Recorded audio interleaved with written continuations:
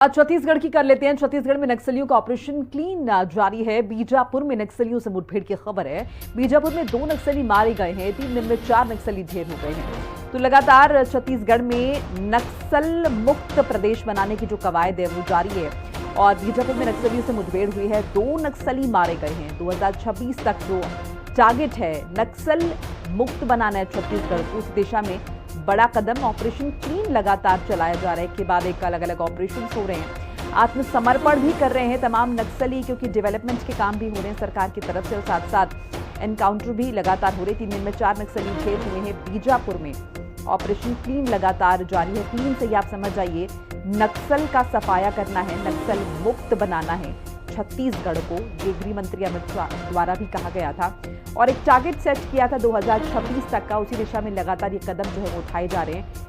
बीजापुर जो कि एक नक्सल प्रभावित इलाका है छत्तीसगढ़ का, वहां के जंगलों में ये मुठभेड़ हुई है और 3 दिन में 4 नक्सली जो हैं वो ढेर किए गए। तो बड़ी जानकारी आपके साथ साझा करें।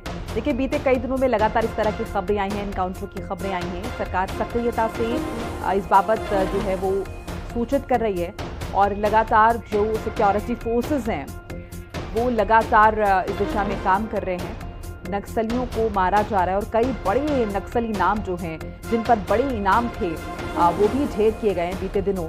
और इस बीच देखिए 2 नक्सली मारे गए हैं बीजापुर में। ये भी एक बड़ा अपडेट मिल रहा है। 3 दिन में 4 नक्सली ढेर हो गए हैं। निशा जुड़ चुकी हैं ज्यादा इंफॉर्मेशन के साथ। निशा, क्या कुछ जानकारी है? मुठभेड़ हुई है, 2 नक्सली मारे गए हैं, ऑपरेशन क्लीन अभी भी बदस्तूर जारी है।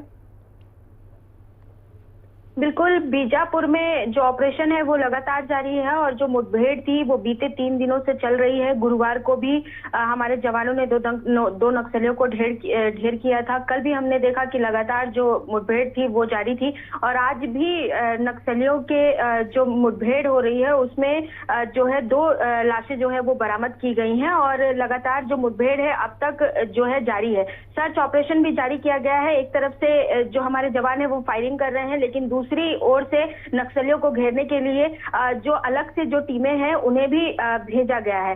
ये नेशनल पार्क जो बीजापुर में स्थित है वहां पर यह ऑपरेशन चलाया जा रहा है और ऑपरेशन का आज तीसरा दिन है। सुरक्षाकर्मी इस कड़ी गर्मी में भी जो है नक्सलियों से लोहा ले रहे हैं और पहले भी हमने देखा कि कई इनामी नक्सलियों को हमारे जवानों ने ढेर किया था। सबसे पहले बसवा राजू, जो नक्सलियों का सेनापति कहा जाता था, उसे हमारे जवानों ने ढेर कर दिया और उसके बाद जो नक्सलियों का आक्रामक रूप है वो देखने को मिला। परसों जिस प्रकार उन्होंने ट्रक को आग लगा दी, चलती हुई ट्रक को उन्होंने रोका और उस पर सीधे पेट्रोल डालकर उन्हें आग लगा दी। इससे साफ पता चलता है कि नक्सलियों में जो बौखलाहट है वो कितनी ज्यादा बढ़ गई है। एक तरफ नक्सली ये अपील करते हैं, पर्चा फेंकते हैं कि आज सरकार हमसे शांति वार्ता करे, हम शांति वार्ता के लिए तैयार है, लेकिन दूसरी तरफ जिस प्रकार गोला बारूद से ये जवानों को नुकसान पहुंचाने की कोशिश करते हैं और जिस प्रकार इन्होंने ट्रक को आग लगाई, जो आम इंसान निकल रहे हैं सड़कों से उन्हें नुकसान पहुंचाने की कोशिश करते हैं, तो ये साफ तौर पर देखा जा सकता है कि ये केवल खेल खेल रहे हैं, ना केवल जवानों के साथ बल्कि प्रदेश और देश की जनता के साथ भी। इसलिए अब जो सरकारें हैं वो और अलर्ट मोड पर हो गई हैं।